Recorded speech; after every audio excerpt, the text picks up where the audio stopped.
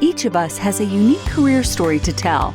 For some, these fly high like rocket launches. For others, they're more like the game of chutes and ladders, with advances and setbacks along the way. Either way, we learn countless lessons from these experiences. And that's what we put into the spotlight here at Career Sessions Career Lessons. Join discussions featuring a variety of guests sharing their stories of ups and downs, as well as the secrets of their success and what drives them to continue moving forward. We break down the tools and resources that will help you establish your dream career and realize your professional goals. Here's your host, J.R. Lowry.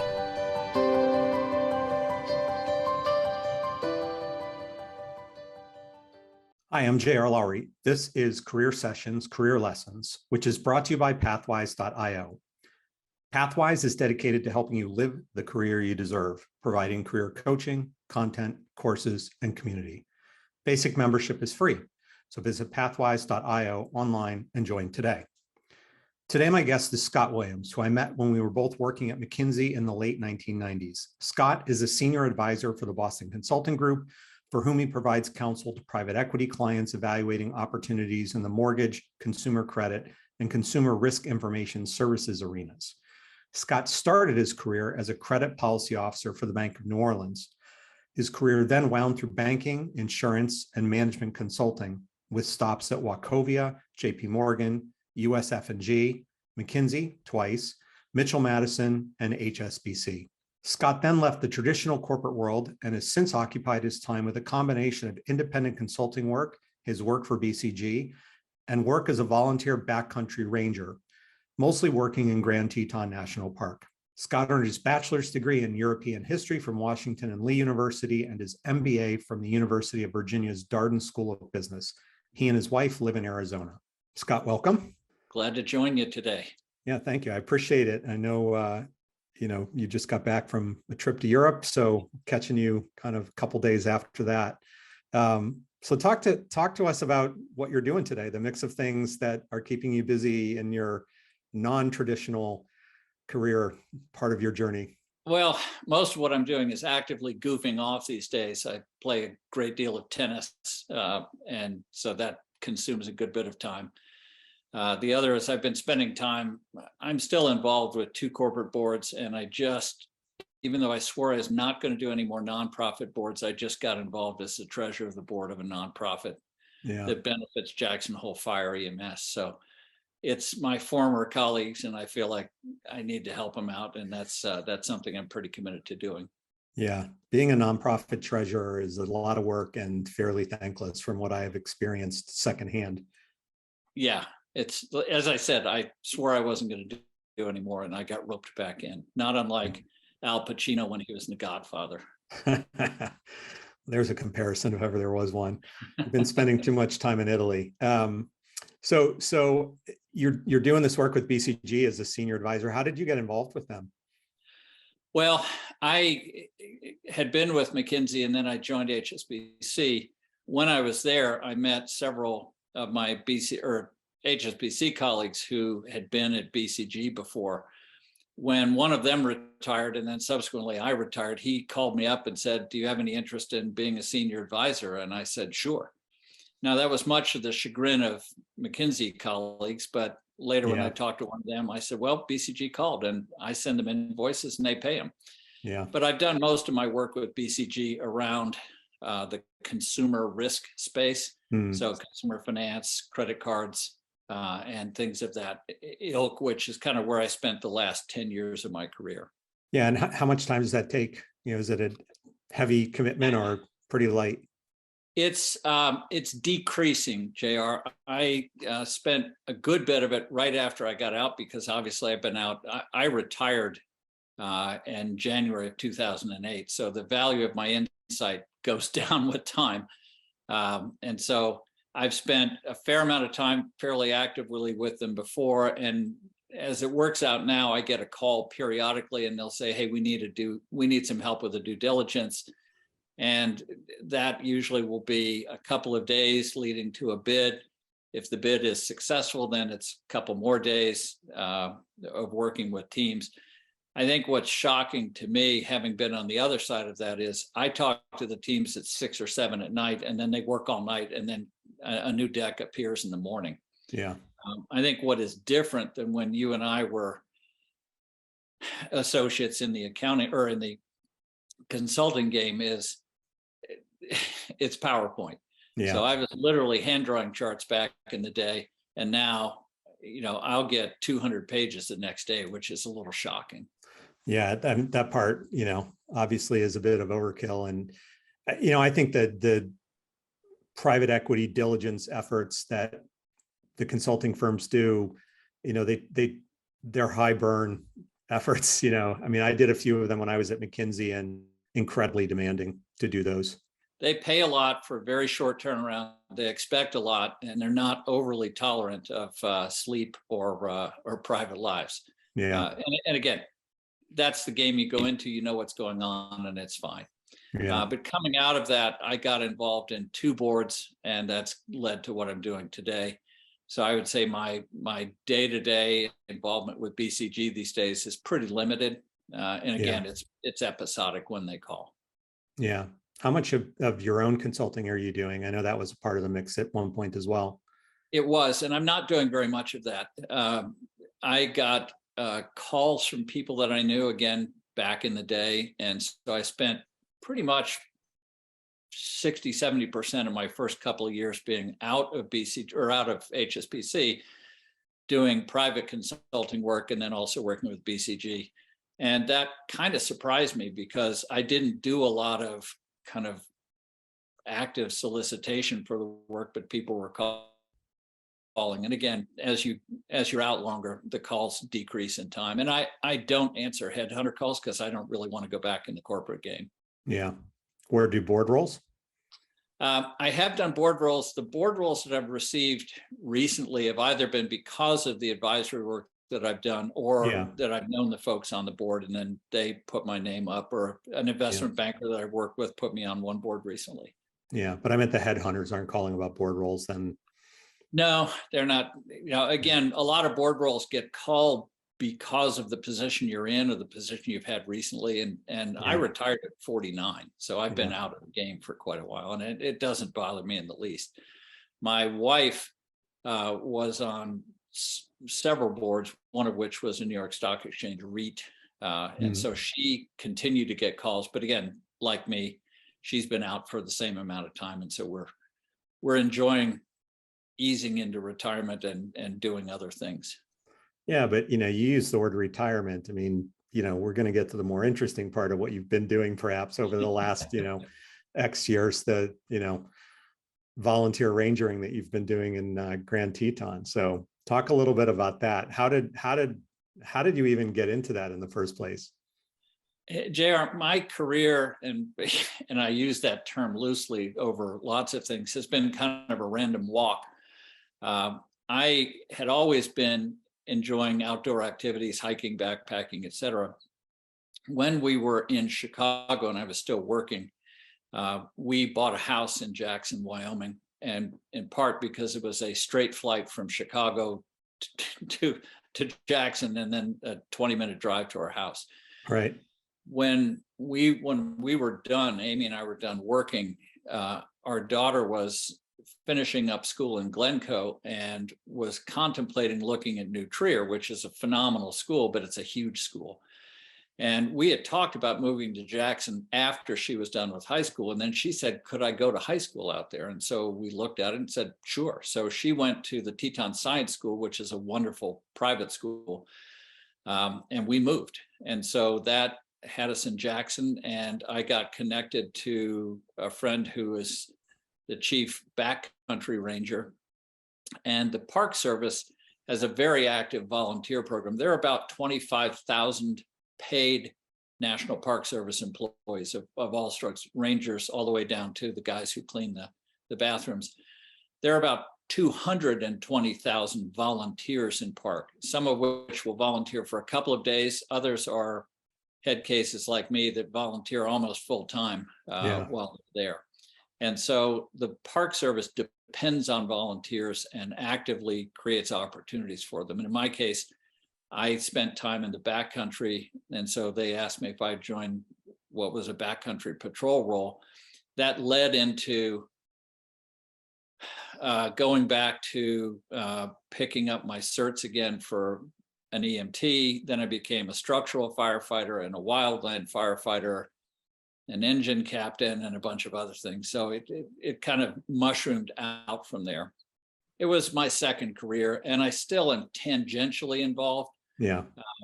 But I'm not going up to Grand Teton. I spent a summer living in a backcountry cabin that was built in 1936, and it was 14 by 16, and it was me and a whole bunch of very active mice.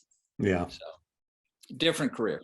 You know, you were, as you say, you were doing it almost full time. Over the years, as I would see the things you would post on Facebook, it did not feel at all like you were retired. You know, the you know, wildland firefighting training and things like that that you went through. So the satisfaction you get out of doing something like that is totally different than the corporate world. I mean, corporate world and what we did in McKinsey and what I did for HSBC, you're driven by numbers and you're driven by profit and you're driven by, you know, creating a good environment for people to work in. It's the sort of satisfaction is a little more intangible. When I worked in the park, I was involved in several pretty important rescues of people, including one that I went and brought him in. He was having heart problems. I ran down the trail, found him, we got him out, eventually got him to the hospital, and his wife came up to me and said, "I think you were sent by God." And I said, "Well, I think it was the Park Service, man, but thank you." Yeah. But I never, ever got thanked like that in the corporate world. And that was very satisfying to me, to know that you've made a difference, albeit only in one person's life, but in a big way. So I enjoyed that part of it, and I still enjoy it. When you were out in that shelter cabin, as you described it, how long would you be out there for at a pop? Well, I was there for the whole summer. So I lived at the end of well, you might call it a road. It was sort of passable. And then I would patrol out from there. So I would go from there out on patrols for 2 to 5 days, and then come back in and do ambulance shifts and things like that. Reasonably intense stuff for a guy who was retired.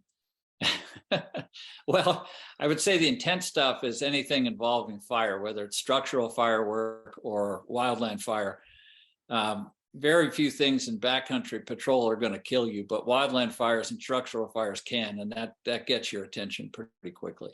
Yeah, you're the second person I have spoken to who spent a stint as a volunteer firefighter in the last 6 weeks.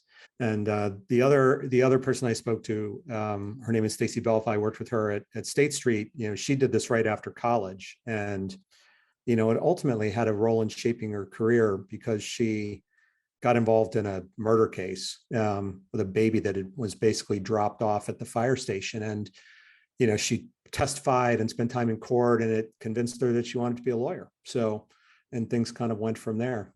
Thankfully, nothing that I did in the fire service or any of my EMS work resulted in me going to court for anything. So that's, I'd like to keep it that way. Yeah, absolutely. So how much are you still involved today? Much less so. I still today do, I developed a related hobby, which is I do moulage work, which is fake injuries, moulage, French word, fake injuries. And I've gotten pretty invested in that. So it's, I've gone to classes. Our medical director sent me to 2 DOD class or 3 DOD classes back in Washington for 3 weeks. So I now have more makeup than most women have, all of it designed to make you look terrible. It's been a lot of fun. And part of that goes to, I've taught EMT classes now, and I still do a lot of work with the local fire department and also with the Park Service. And it's all about raising the reality of training so that if you raise the anxiety and the reality, people will perform better. Yeah. In theory, they should perform better in the real situation. Yeah, I can remember doing wilderness first aid training, and you know, they would, you know, take a little gauze pad out maybe and you know, bloody somebody up with, you know, some fake blood. And the biggest thing I was worried about was not getting that fake blood on my clothing, because I didn't want to ruin my clothes. So I'm not sure how real it came off to us, but it sounds like you've gotten much more elaborate about presenting injury to somebody who's doing training. Yeah, I can make you look pretty wretched. So it's I've got spurting blood. I've got all kinds of things. I've made people look bad, and I'm proud of it. That's a really unique skill that you've developed. It's just again. I got into it because for some of the same reasons you had, which is I was going to training and people would say, okay, now imagine that his arm is bleeding and you have to do something about it. And you're looking at his arm and it looks like this. There's nothing wrong. Yeah. And so I thought, well, that's kind of lame. And then I went to one training where the guy who was leading the training had done a pretty decent job on moulage, and it raised the anxiety and it raised the excitement about it. So I thought, well, I'm going to look into doing that. And it leads to down a path of studying endless YouTube videos on Hollywood special effects and things like this. So we're coming into the time when Halloween is a big special effects time for people doing moulage work. They in addition to doing fake injuries for fire departments, they also do a lot of makeup for Halloween. Yeah, and you could go work in a haunted house. You could be one of the cast members. Yeah, I could do that without makeup though, so that's fine. Yeah, all right. We'll leave that one. We'll let that one go.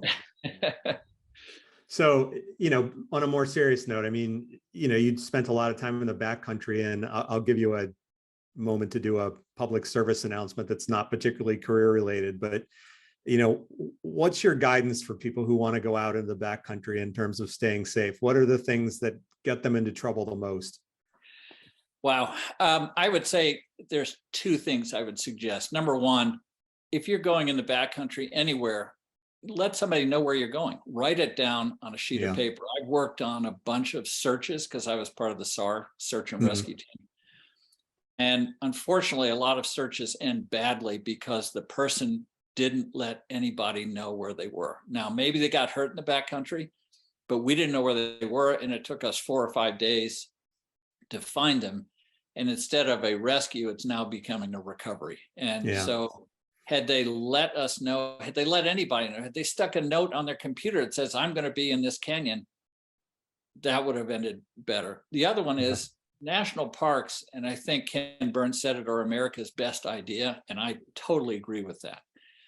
They are also not Disney World. They are risky places and people need to treat them with respect. I've seen people way in the backcountry with flip-flops, with no water, with no protection from rain, with no flashlights. We had one case where a man left at 5 p.m, hiked 10 miles into the backcountry with no flashlight at all, and eventually came back, fell off a cliff and died.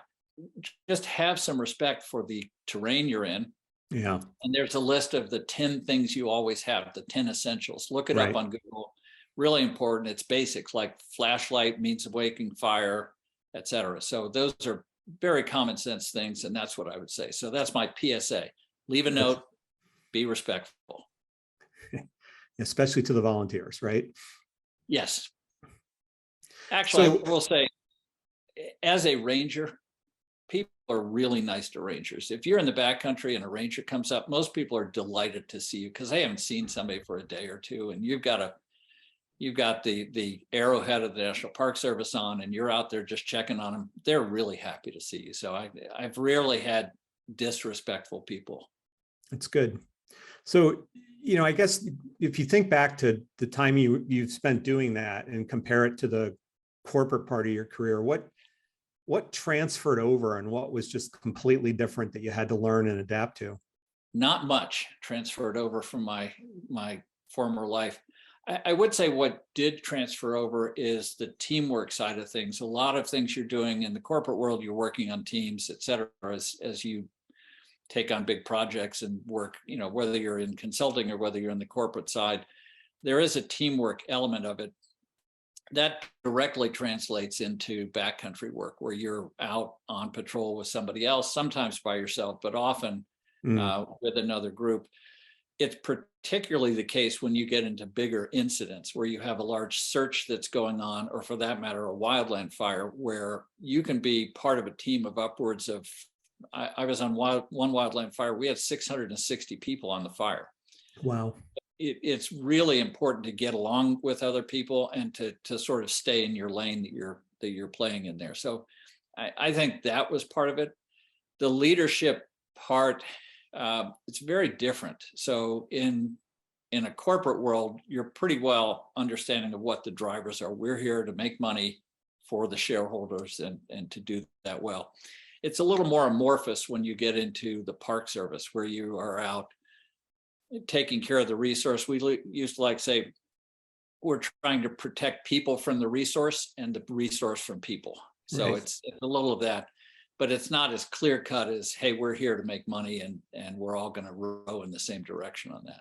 Yeah. And I would imagine more so their, experience and domain knowledge probably matter more than, who technically is the most, senior person Oh, out somewhere. yeah, I worked with some astonishing rangers Yeah. who are phenomenal people, phenomenal public servants who get paid not enough and who have incredible knowledge about the park, about where the risks are, about how to help people, about how to interact with people. And that was completely independent of their title. Yeah. Many of the park rangers that I work with are seasonal rangers, and those folks are in for 6 months and then they leave. Well, they don't have a title per se. Their title is park ranger. Yeah. But a lot of them would go through, a blinding rainstorm to go help somebody, and more particularly could tell you where that person might have been laid up in a blinding rainstorm so that we can all go get them together. So skills are independent of rank. Yeah. I consider myself a reasonably experienced hiker, have done hiking in a lot of different places. And I would be the first to admit that like, I know nothing compared to a lot of other people who are out there about, just how to hike in different conditions, how to survive. So, it's, the beauty of it is you can always learn more. Yeah, no, I really enjoyed that. Every time a training opportunity was offered to me in the park, and there are lots, I took it. So that's how I ended up going to fire school. It's how I ended up going and getting my park medic, which is an advanced EMT level, and all these other things. So there's lots to learn, and some of it you're going to learn in a class, and a lot of it you're going to learn by walking trails with somebody who's been doing this for 25, 30 years. You're spending huge amounts of time doing this at points. Did it stop being enjoyable and start to feel like just a job, or was it always, a passion and therefore enjoyable for you?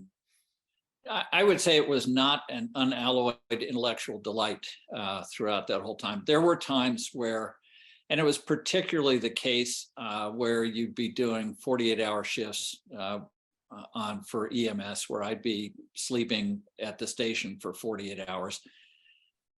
And you start scratching your head and saying, well, I'm doing this as volunteer to let paid staff off, they're off, which is fine, but it's really a job for them. And for me, this should be enjoyable. So I enjoyed much more of my time in the backcountry rather than sitting around waiting for ambulance calls. Yeah. But again, that was a minor part of it. Occasionally it got frustrating. Much of the time, I really enjoyed what I did. Yeah, that's good. So let's go back to the beginning. Where did you grow up? I grew up in Charlottesville, Virginia, which is the middle of the state of Virginia. My dad was a history professor. My mom taught first grade. So I'm the byproduct of two teachers. And so that was hometown for me, was Charlottesville. That's where the University of Virginia is located. And that's the biggest reason why I didn't go there undergrad. Yeah. My dad, in addition to being a history professor, was the dean of students at the time. And I really didn't need to go where my dad was the dean. Yeah. So I went to school at Lexington, Virginia, which is a small liberal arts school, Washington and Lee University, and had a great time. Well, I will say a great time because I started out thinking I wanted to go to med school, and then eventually organic chemistry convinced me that med school was not going to be in my future. So I ended up as a history major at W&L. How did you end up, after thinking about medical school, how did you end up working in the credit area of a bank? Luck, again, on my random walk. I Okay. was dating somebody at the time from New Orleans, and I had a history major. And as my dad would tell you, or would have told you, history majors are good for going to get a PhD or applying to law school, neither Mhm. which I wanted to do. But I did have a girlfriend in New Orleans at the time. And so I went down there and through a friend met somebody who worked for a bank, and they said, come on and interview with our training program. So that's what I did.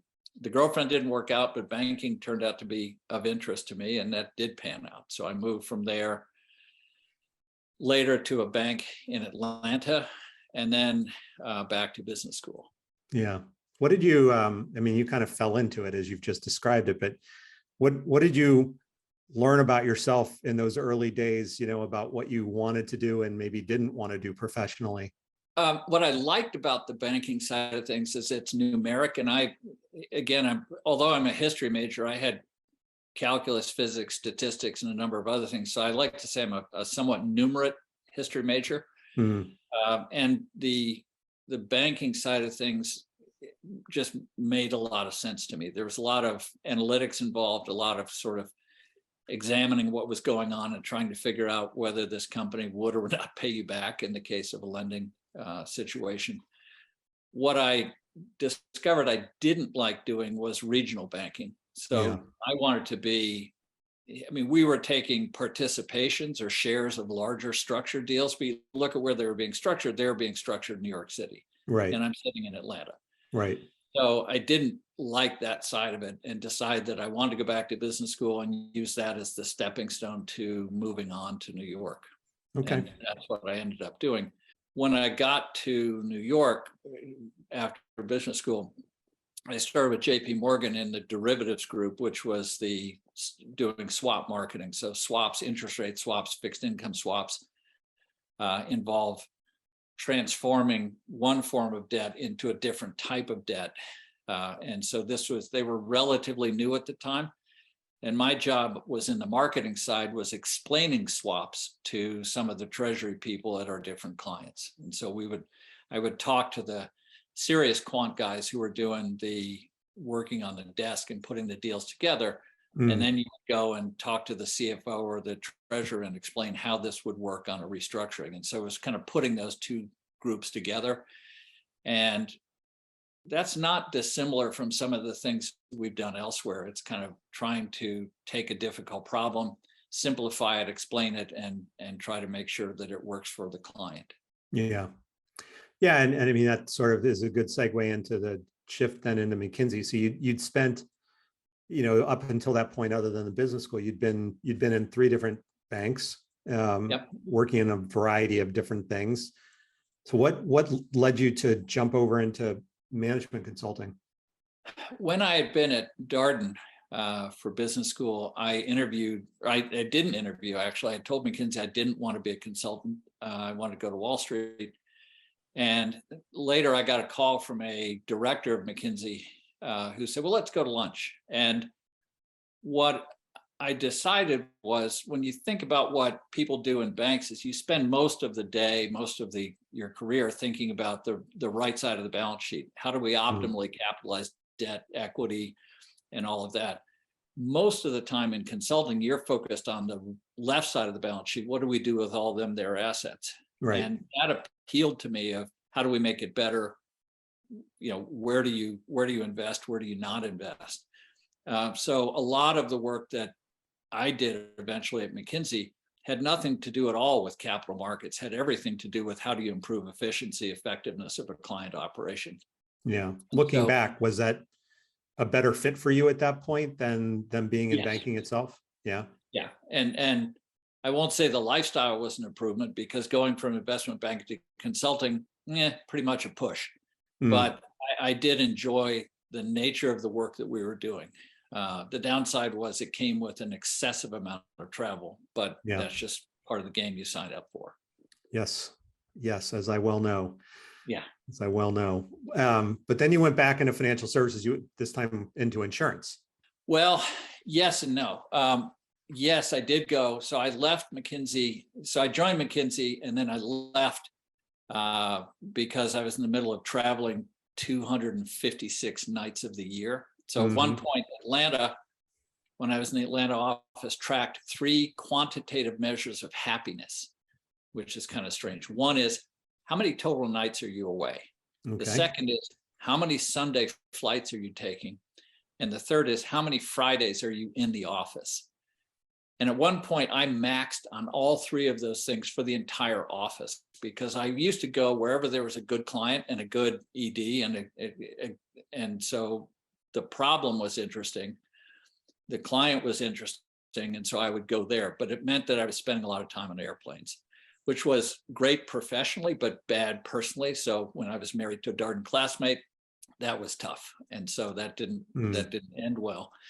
And so in 1993, decided to leave and join a turnaround insurance company in Baltimore, Maryland. And to be honest, I didn't really want to work in insurance, and I didn't really want to live in Baltimore, but I wanted to work on turnarounds because everybody has a pretty high desire to get things changed. So I imagine I would do that.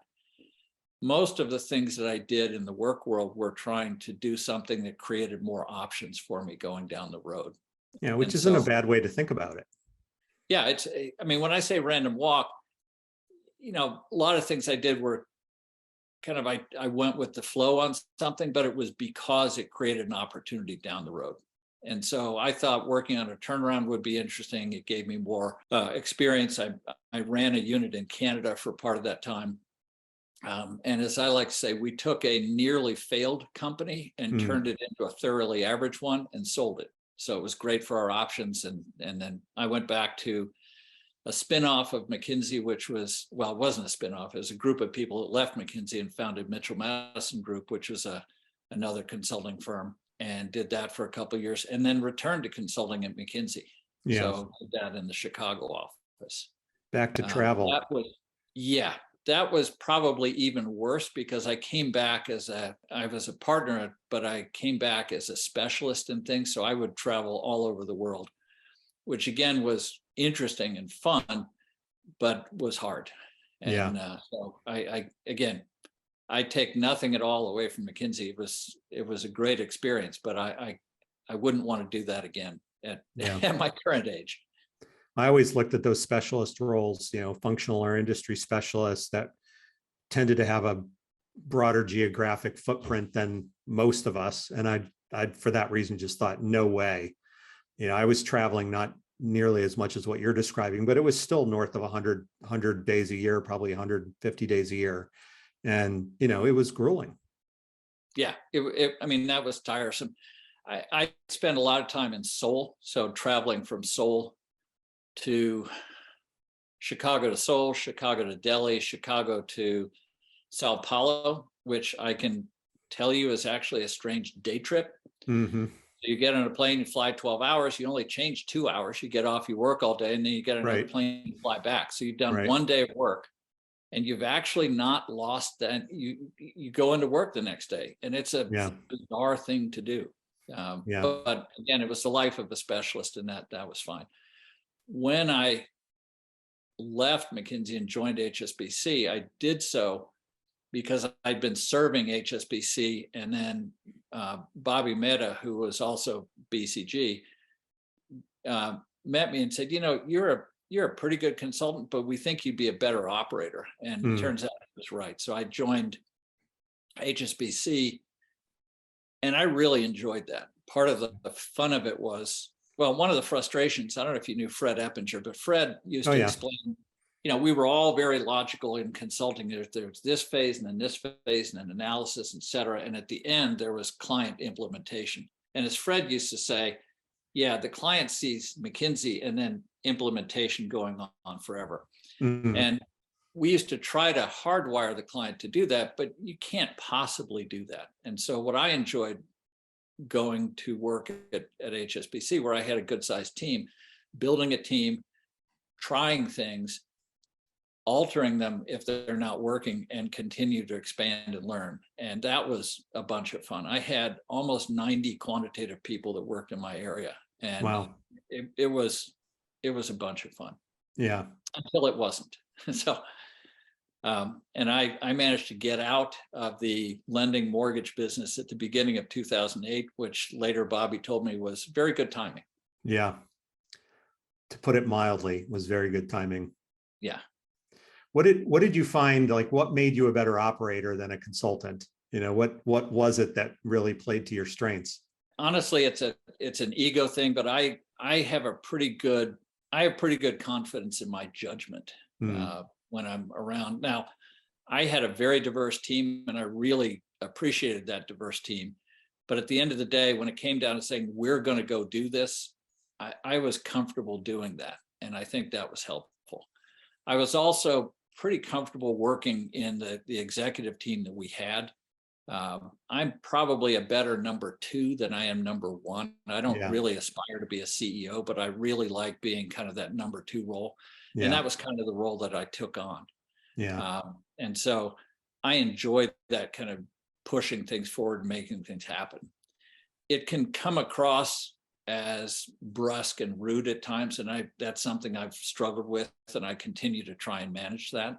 Especially when I get on nonprofits, it causes me to kind of breathe and do kind of Zen motions.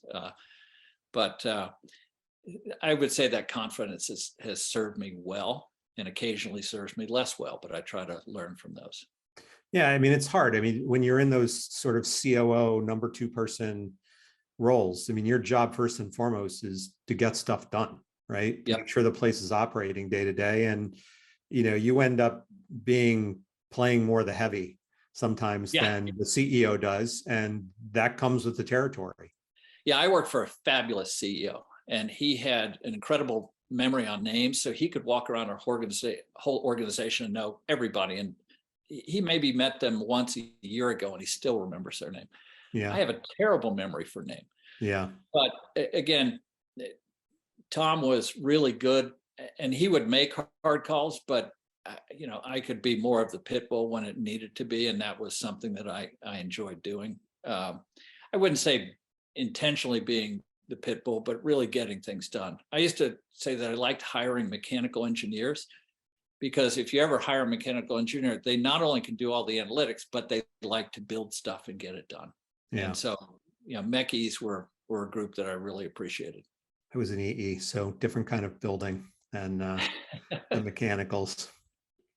So sorry to not disparaging electrical engineers, but the mechanical folks just kind of went out there and had at it.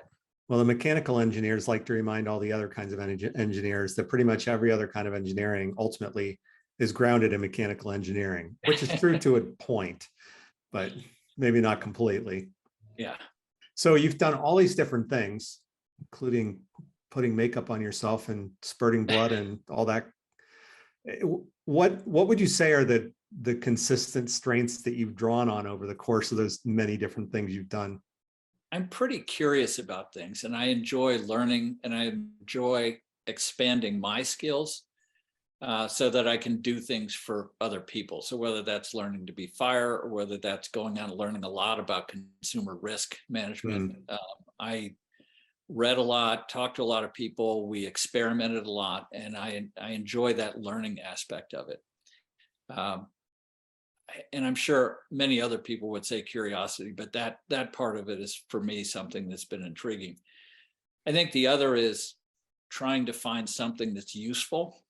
And I, at one point, thought I was going to go back for a PhD before I went back to McKinsey the second time. And I talked to a friend who was the chair of the finance department at NYU, and I talked to some of his students, and then I asked him about their research, and they described all of this detailed research they were doing and how important it was and everything else. And I said, well, have you talked to anybody in business? And the answer was no.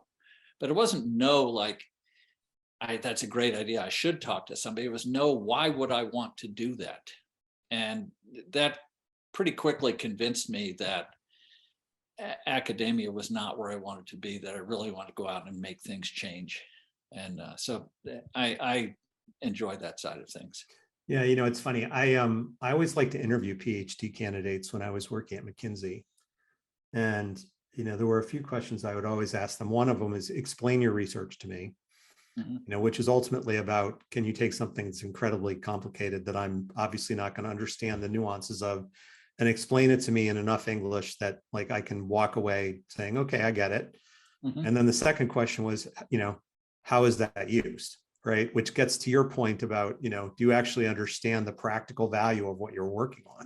If there is a practical value of what you're working on. And it was an interesting way of testing whether they could explain difficult concepts and also translate them into business relevance. Yeah, and I think that's particularly the case when you get into business related things. So I understand if you're out doing basic research in biology, chemistry, et cetera. But if you're actually in a business school pursuing a business related PhD, you ought to be thinking about advancing the practice of business. And if you have no interest in interacting with practitioners, I kind of question what you're doing. Yeah. Now, again, I'm not editing journals, so it doesn't matter. But if all your aspiration is to get written up in some obscure finance journal, that just doesn't have a lot of appeal to me. Yeah. Well, it's, it's a really different direction. One you obviously chose not to take. But for other people, it's, they like going deep down the rabbit hole on a particular topic and advancing the state of thinking on that topic. And, that's great. My daughter is one of those people. She's working on her PhD right now. So she, knows much more about the biology of E. coli and other gut bacteria than I will ever pretend to know. And that's what's central to what she's doing. Well, my daughter is pursuing a doctor of veterinary medicine degree, so I'm all for the sciences. But I've managed to disparage electrical engineers and PhDs in one interview, so that's great. Well, we'll have to figure out what the third part of the trifecta is going to be then. So I'm sure I can insult somebody else along the way. Yeah. So apart from having difficulty remembering people's names and being brusque at times, what are the other things that you worked on developing over the years? One thing that became evident to me as I became more senior was there's a great deal of deference that's paid, and it's particularly in the corporate world. So you would come out, I would come out and say, well, I think we should do something, and people would just go off and do it. And I'll give you one story. When I was first at HSBC, I went and said, I'm going to spend 6 weeks walking around, listening, talking to people, trying to understand what the issues are before I come out with any reorg or anything else, which I later did.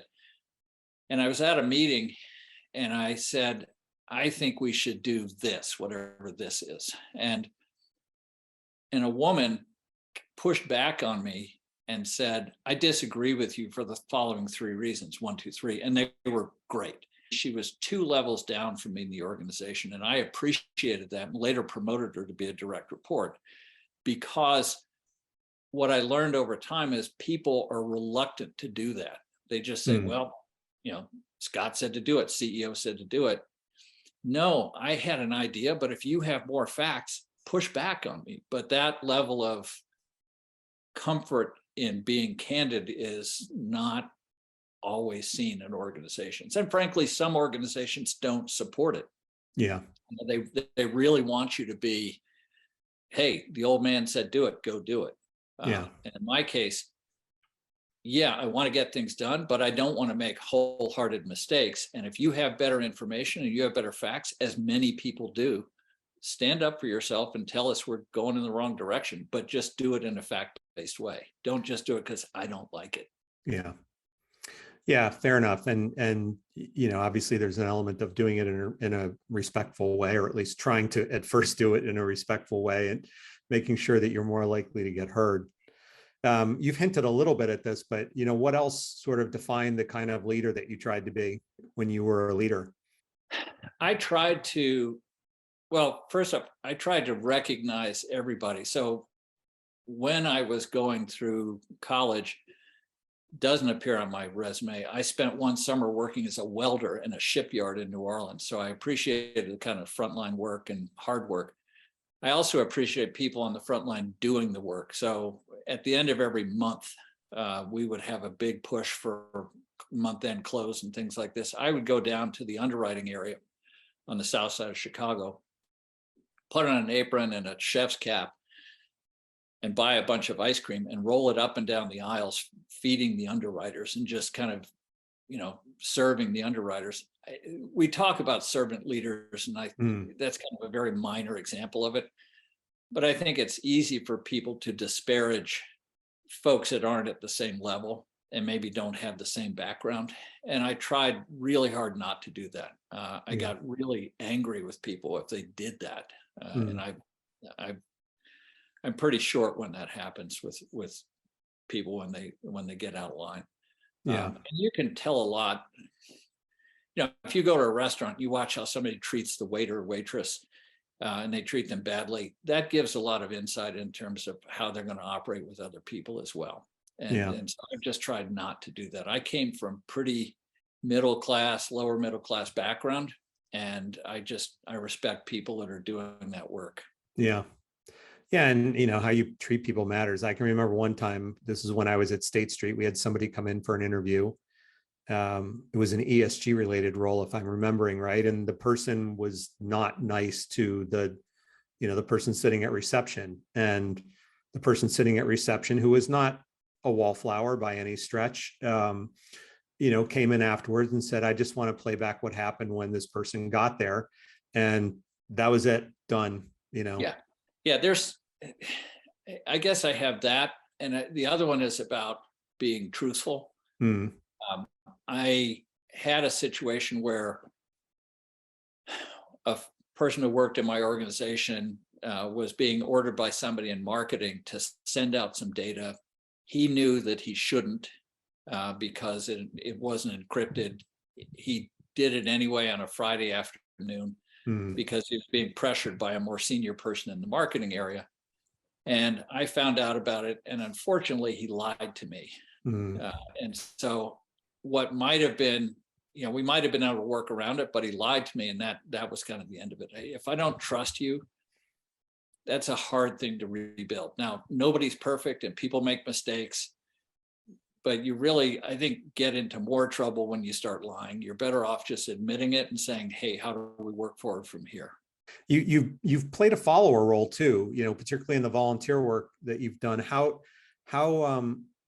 has being a leader made you a better follower in your volunteer work and others? I just enjoy being on teams. And so, I kind of understand where my role is, and I try to stay in my lane. For example, if you're on a wildland fire and you're not the engine boss, you don't go to meetings. You just stay there, and your boss comes, whoever the engine boss is, comes back and says, okay, for our 10-person group, this is what we're doing. Mm-hmm. By the same token, I ended up in a kind of odd role because the people I worked with knew I'd been in the corporate world and could read LinkedIn and see that I'd done a number of things. Yeah. So I got brought in periodically to give talks on leadership to senior park people. And that was a little awkward because it's like, oh, wait, you're the guy who's down there in the ambulance bay. Yeah. And that's okay. I did spend a fair amount of time with two senior people, kind of being their coach, mentor, whatever. And I still stay in touch with them as they've moved up their career.